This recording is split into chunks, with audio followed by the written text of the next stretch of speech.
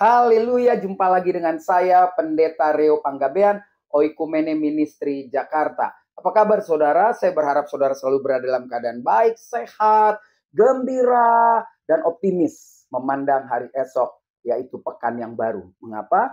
Karena seminggu sudah kita berlalu. Selama seminggu itu juga kita mengalami jatuh bangun yang luar biasa, tapi tetap bertahan. Kenapa? Karena kita punya Tuhan Yesus yang selalu memberikan harapan-harapan yang tidak bisa diberikan oleh dunia. Dunia hanya memberikan harapan sementara, tetapi Kristus memberikan harapan yang pasti bahwa kehidupan kita akan terus berlangsung, berakhir pun di dunia, nanti punya kehidupan yang baru di dunia yang baru, di surga yang mulia. Nah, menghadapi pekan depan, kita harus waspada, kita harus berjaga-jaga, jangan sampai kita jatuh ke dalam pencobaan dan pada akhirnya maut menerkam kita. Bagian firman Tuhan ini mengingatkan kita. Di dalam kitab 1 Yakobus, ya Yakobus 1 maksud saya, itu terdapat peringatan di ayat 12 sampai 16 yang berkata demikian.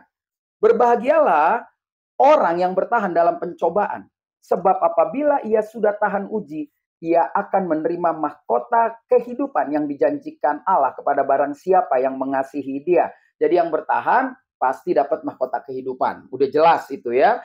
Lalu ayat 13, apabila seorang dicobai, janganlah ia berkata pencobaan ini datang dari Allah. Sebab Allah tidak dapat dicobai oleh yang jahat. Dan ia sendiri tidak mencobai siapapun. Tuhan kita nggak bisa dicobai oleh si jahat. Yesus pernah mau dicobai dan memang sudah dicobai. Tetapi dia menang karena dia tidak bisa dicobai. Dia hajar dengan ayat-ayat dengan firman Tuhan. Padahal si iblis juga menghajarnya dengan firman Tuhan. Nah, penentuan bagi hidup saudara dan saya di minggu ini ya, saudara. Tetapi tiap-tiap orang dicobai oleh keinginannya sendiri. Jadi pencobaan itu bukan datang dari Tuhan, dari keinginan sendiri. Hawa nafsu, tidak bisa mengendalikan diri. Ya, kita lanjutkan lagi. Karena ia diseret dan dipikat olehnya. Ya, contoh lah kalau kita belanja, kita lihat sesuatu, kita bisa keliling mall, balik lagi loh karena sudah terpikat.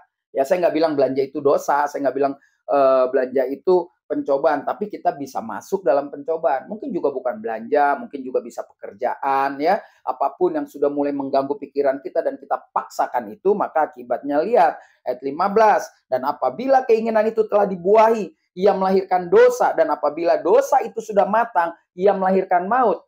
Dan ditutup ayat 16. Saudara-saudara yang kekasih, janganlah sesat. Wah, jadi jelas ketika kita paksa, maka kita akan jatuh ke dalam dosa.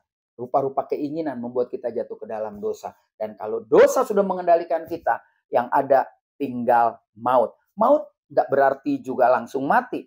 Ada penderitaan, ya ditangkap KPK, ditangkap polisi, ya kan? Lalu dihianati teman. Bisa jadi karena tadinya bisnisnya berjalan dengan baik, usaha bareng-bareng baik. Ternyata mungkin kita atau lawan atau teman atau partner kita ternyata dia hanya mau menginginkan sesuatu yang tidak jujur, dia masuk dalam rupa pencobaan, maka pasti hancur. Oleh karena itu, seperti ayat 16 bilang dari Yakobus 1, saudara-saudara, saudara dan saya jangan sesat. Mulai hari ini, percayakan dalam hidup saudara, bahwa waktu kita bertahan pada pencobaan-pencobaan, maka kita akan menang, kita akan selamat. Jangan masuki hidup saudara dan saya ke dalam pencobaan-pencobaan. Hal-hal yang nggak penting dalam hidup ini jangan dipaksa. Yang penting adalah menyenangkan Tuhan lewat apa adanya yang Tuhan percayakan dalam hidup saudara dan saya. Tetap semangat.